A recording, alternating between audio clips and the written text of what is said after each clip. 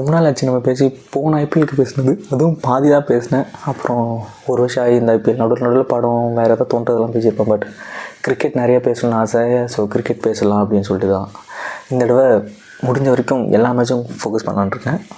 வேலை இருக்குது, ஸோ சோம்பேறித்தனமும் இருக்குது, என்ன பண்ணலாம், லெட்ஸ் டூ இட் அப்படின்னு சொல்லிட்டு.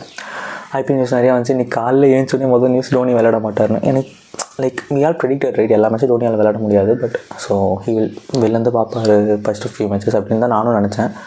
அதுதான் நடக்கும் செய்யுது. So let's see. So first match வந்து ஆர்சிபிக்கும் சன்ரைசர்ஸ்க்கும். ஸோ டிஃபெண்டிங் சாம்பியன்ஸ் அவங்க என்ன பண்ண போகிறானுங்க அப்படின்னு தெரியல. இந்த பக்கம் சன்ரைசர்ஸ், கமின்ஸ் இல்லாத ஒரு சன்ரைசர்ஸ் இஷான் கிஷனோட தலைமையில் என்ன பண்ண போகிறாங்க அப்படின்றத பார்க்கணும். First RCB. நான் ஆர்சிபி கிட்ட போன வருஷம் எனக்கு ரொம்ப பிடிச்சது என்னென்னா எல்லா பிளேஸுமே பெர்ஃபார்ம் பண்ணாங்க. லைட் இதுக்கு முன்னாடி எப்படி இருக்குன்னா ஒரு 3 பிளேஸ் பெர்ஃபார்ம் பண்ணுவாங்க, அந்த பெர்ஃபார்ம் பண்ண வச்சு போவாங்க, போய் சோக் ஆகிடுவாங்க. பட் போன தடவை சீனே வேறன்ற மாதிரி எல்லாருமே அவங்களோட ரோலை கரெக்டாக பண்ணாங்க. ஸோ இந்த டைம் அதை நம்ம எதிர்பார்ப்போமா அப்படின்றது தெரில. ஆர்சிபியில் கன்னாக இருக்குது அவங்க பேட்டிங் தான்.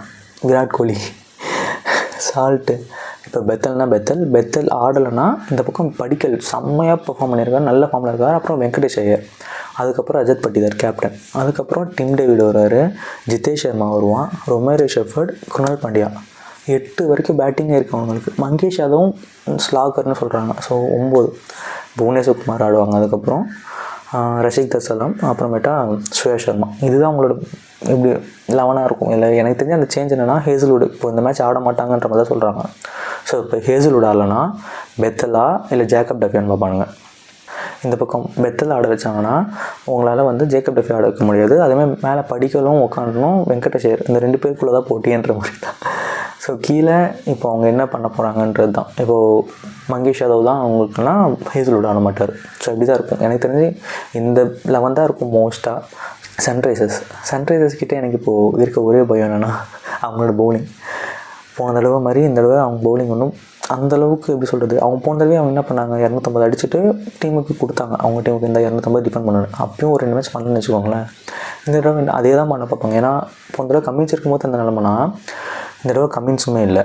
ஸோ ஹர்ஷல் பட்டேல், உன்னட்கட்டு, ஜீஷன் அன்சாரி, ஹர்ஷ் டூபே போடுவார், இந்த பக்கம் லிவிங்ஸ்டன். ஸோ இவங்க எல்லாமே கமின்ஸ் பதிலாக பிரைடன் கர்சா அப்படின்னா இஷான் மலிங்காவா அப்படின்றதா தெரியும். இப்போ அவங்களுக்கு பேட்டிங்கும் சேர்த்து வேணால் பிரைடன் கர்சா ஆடுவாங்க, 4 சுற்று சுற்றுவான்.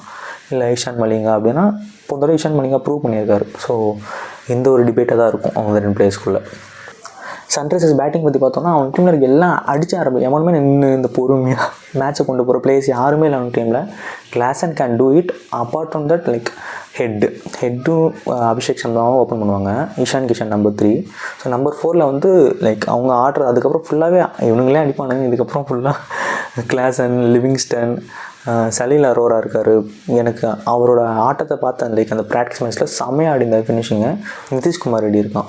ஸோ இந்த ஆர்டர் தான் வரும். ஸோ அபிஷேக் சர்மா ஹெட்டுக்கு அப்புறம் இஷான் கிஷான், அதுக்கப்புறம் லிவிங்ஸ்டனு, கிளாசனு, இந்த பக்கம் நிதிஷ்குமார் ரெட்டி, சலீல் அரோரா.